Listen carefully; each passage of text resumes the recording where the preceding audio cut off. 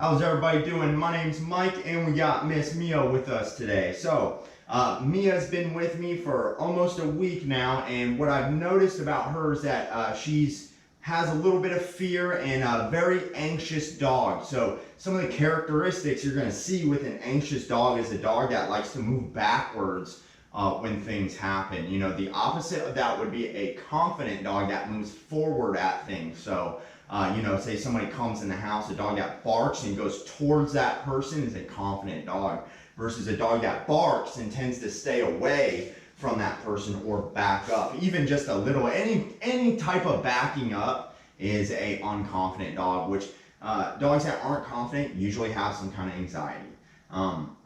So here we have her in her crate. Now the crate's a very important place for the dog. It represents the den. In the wild, the dog would have a den, which is the same as the crate except for the front door. So we like to practice it just like that. I'll let her kind of sit in there with the door open so she can learn to relax and that I'm not trapping her. We want to teach her we're not trapping them. So when I asked the owner to put this dog in the car, what I noticed is the owner had to pick the dog up to put her in. So I assume there's a lot of things go like that. The issue with picking the dog up when they're small enough to do that is you're now doing it for them and they haven't done anything, they haven't learned it, and they didn't do it on their own. Technically, you're like forcing the dog to do it. That's why we use a leash. So that way we can start leading the dog in the direction that we want. So remember what I said, she's has anxiety and some fear, so she will go backwards. She will try to move back. So even when I would just call her out of the crate, she wouldn't come. Like if I try to get her collar on, I had to kind of reach in the crate. She is not wanting to come towards me. And this is also common with dogs in the home. Okay, they have anxiety, but this is how they control the owner, is they use their four legs to stay away from the owner, right?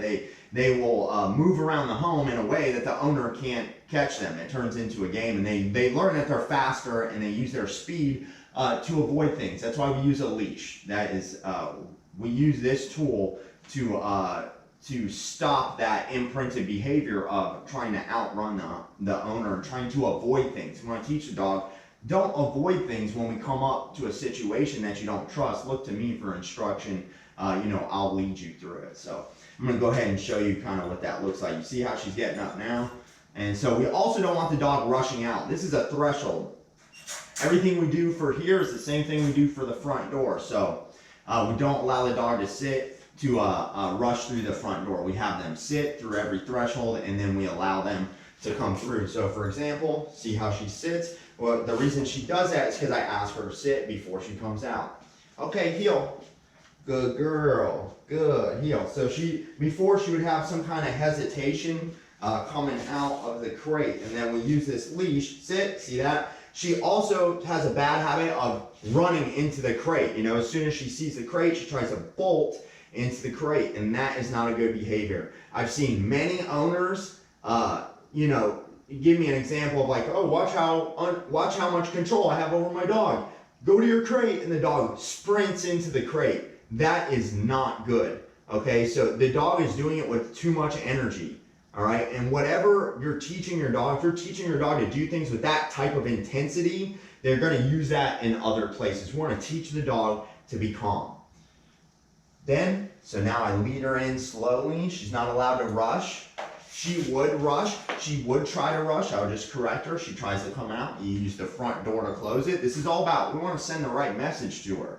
We want to send the message of don't rush, stay calm, and listen to me. So if she wants to come out, she's going to have to do that. Heel.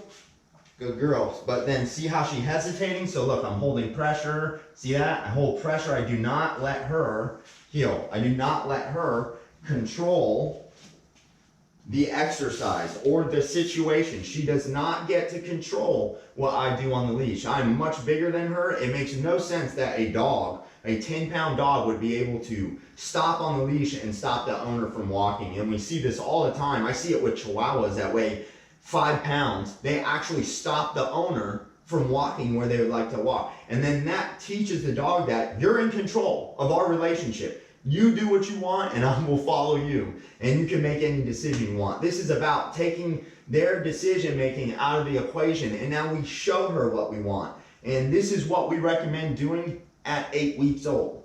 This is what you're supposed to do at 8 weeks. This dog is now a year old, but she's doing great. Then, atta girl, good girl. And this is an exercise that we'll just kind of keep practicing.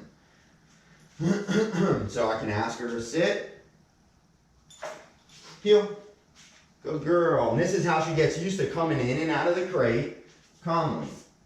Just like this. Sit. See that? She wanted to rush right back into it, you know. She's still not out of those habits yet. She needs me to help her. That's why we do this over and over again, is so that she can understand that, hey, you're going to have to start listening to the leash. And that's why the first day with them, we do the leash pressure exercise, so that she understands from minute one on my property that when I use this leash for something, it is to guide you. I don't want you to resist it. I want you to follow it. And that's how the dog begins to start to learn to trust the tool.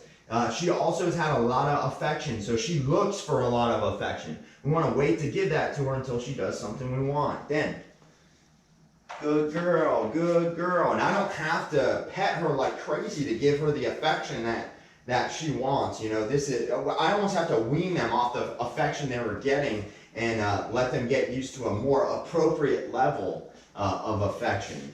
Sit. Good girl, good job.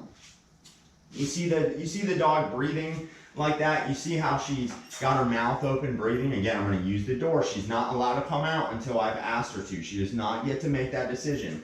Remember, this dog, the owner had to move apartments because his dog barks so much in the crate. So it's very important for the dog to learn these things. That is what's going to stop the barking, is the dog's mindset. If you leave the dog in the crate and the dog's running into the crate with this crazy intensity, that's the same intensity the dog has in the crate when you leave your home, and that's why the dog's barking and going crazy. So if we get the dog in and out of the crate in a calm manner, the dog's mindset is different. The state of mind is not the same, so the dog's not going to do the same things. The dog will actually lay down and relax if we treat their whole lives in a way where we show them what we want from them. So you see her open mouth breathing, that's actually good. She's relaxing, she's submitting to the exercise. You know, this is still very new for her. So when you see that, that's actually good. That means she's actually gonna not try and resist so much. You know, if she had her mouth closed, like, she would be kind of more tense. When they open their mouth like that during an exercise and breathe and they're not hot or anything, that means that she's actually submitting to the exercise. You see how now she's sitting in the back of the crate, not moving, coming up to me like she was just 2 minutes ago, trying to come out of the crate, right? She's submitting to the exercise, and she knows that's what I want. So that's what she's doing. It's not exactly what she wants to do at this moment. She wants to make decisions because that's what she's done her whole life. But this is what it takes to change the imprinted behavior in a dog. So we'll go ahead and do her one more time here. Okay, heel. Good girl. And you see, I don't have to have too much tension on this leash. I just have to be able to guide her. Heel. Good girl. I just have to be able to guide her with it. That's what this is about. Sit. Good girl. Sit. Now you see, the more I move here, it gives her a little more. She feels like she can race in and you know, get in there before I say anything. But that's what this leash is for, is so I can catch her and train her brain to do something different. Right now, it's very hard for her body to sit there. She wants to bolt into that crate, but she's doing good, and she's listening to the sit. Good sit. Good sit, girl. Good sit. Then, atta girl. And then we want it just like that. I don't want her to rush into the crate. I want her to walk calmly. Atta girl. Good girl. Okay, heel. See, I did that again because I see her sit on her own like that, and I want to reward her and show her that, hey, look, when you do stuff like that, that's when you get to come out. Sit. You get to come out when you're chill, when you're relaxed, when you're sitting, when you're not trying to rush in and out. You get to have more freedom. Then, good girl. And this makes her okay with the crate. This makes it so the crate's not a bad thing. We use this crate when I'm home. She's not always in the crate, but she's either in the crate, on place, or next to me walking outside or working. So those are the 3 places your dog should be if you're in training. And this is really what's going to get your dog that, you know, is barking at home when you're not there barking crazy. This is going to help them get used to the crate. You got to use the crate when you're home. You know, if I'm home, I just put her in there for an hour just because I want to put her in there. We also feed the dogs in the crate. That makes them very used to the crate, and other things happen in the crate. They sleep in the crate. They get their food in there, so it's a good place for them. It's not a place we just throw them in before we leave. You know, that's what owners tend to do. They throw their dog in the crate before they go somewhere, and the dog knows the crate now represents the human leaving, and it represents anxiety for them. And this dog suffers from anxiety, but we can minimize that with dog training.